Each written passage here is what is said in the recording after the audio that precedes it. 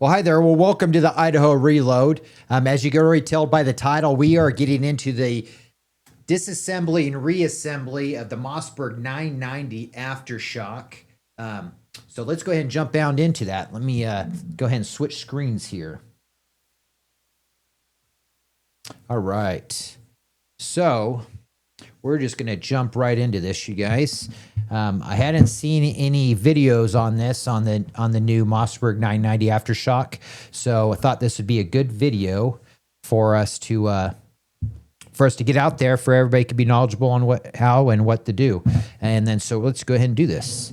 So your first step is on this, and we're going to be able to see. You're going to walk through this with me. And we'll see what the differences are on this, because with this new system versus the 940 system.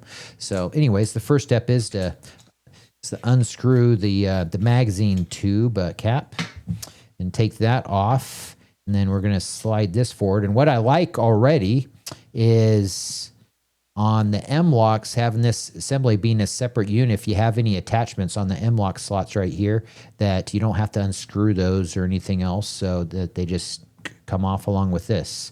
So that's nice. And then, one thing I forgot to do is lock that back. So go ahead and lock that back, and then we're going to take off the barrel and handguard right here, and then you'll end up needing to separate these two to access the gas piston, which the gas piston is right here, and we'll pull that out. And then if you needed to, so I haven't fired this yet, so I don't need to actually do any cleaning to this. If it hasn't had any firing, it was at the factory, so I'm not going to take this further in this. But if you wanted to clean this, or had a reason to take off so you have two gas rings that are on here. Zoom in there. So there's two gas rings that are on here. So you take a small screwdriver and pick those off. So pretty simple if you need to do that. And then so we're not going to do that on this video, but so you'd remove those two gas rings if you wanted to. That would be your next step on that. And then on this, what we're going to do, and it recommends on the manual for you don't accidentally pull the whole carrier off. If you want to have a stop gap to that and prevent that from happening, go ahead and put the magazine cap on there. And then we're going to release the bolt. So I just held the bolt to kind of release it, and did the bolt release and pulled it forward. And then, whoops, one thing I did forget to do is pull. We're going to pull the charging handle out, pull the whole assembly forward. Let you get a side view of that. And this is, so as you can tell right here, if this wasn't on there, the whole carrier and everything would be able to slide off.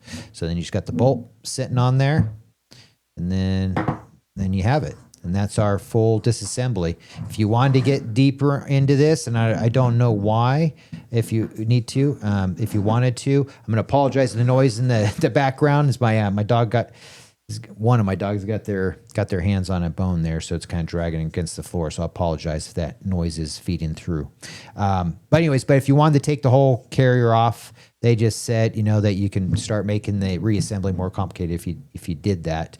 But if you wanted to, you just not have this on there and slide that off.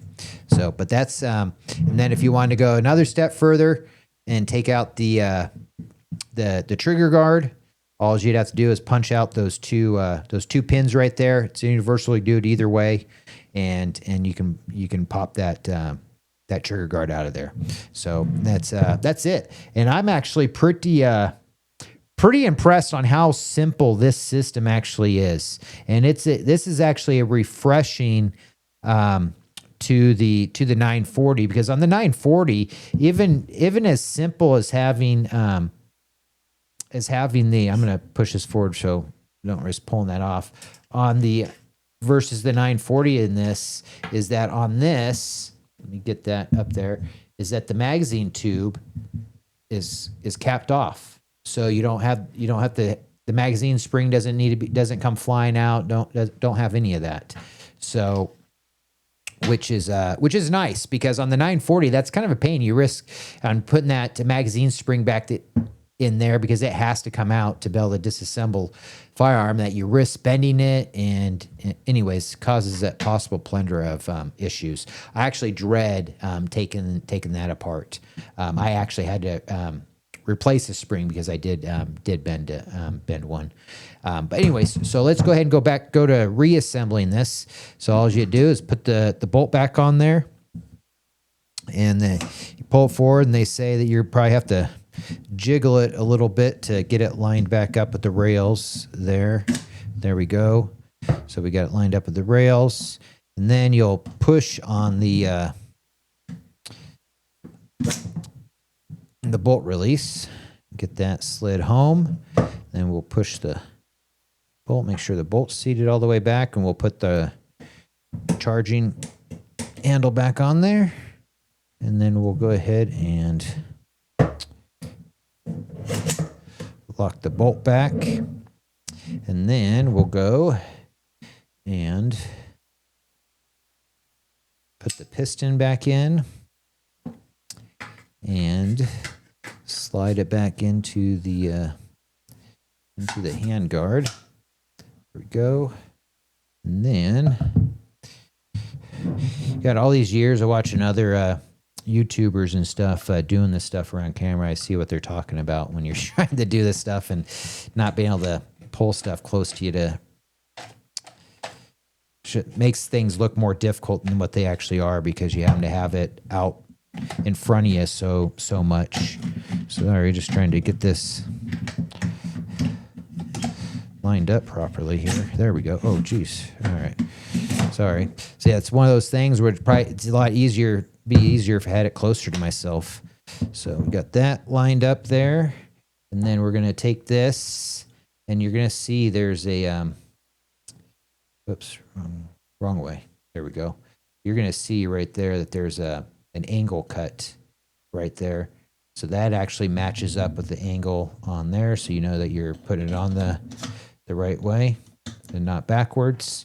Put that on, and then you're gonna put the magazine cap back on, and you let it do a few of those clickies right there, and then we're seated all the way, and then we're going to go ahead and ride the bolt home, move that around, and function test it. Okay, and then good there. Okay, there we go, and we're all good on that. So let's go ahead and switch back to our other view here. All right, you guys, so that is was the disassembly and reassembly of the Mossberg 990 Aftershock. With that, you guys, if you got value out of this video, you guys, give me a like, subscribe down below, and give me a comment on your thoughts, you guys. I got lots of content coming forward, so if you want to be notified of those videos that are coming out, hit that notification bell. But until tomorrow's, or not tomorrow, but until the next video, you guys, God bless you guys, and I'll see you guys next time.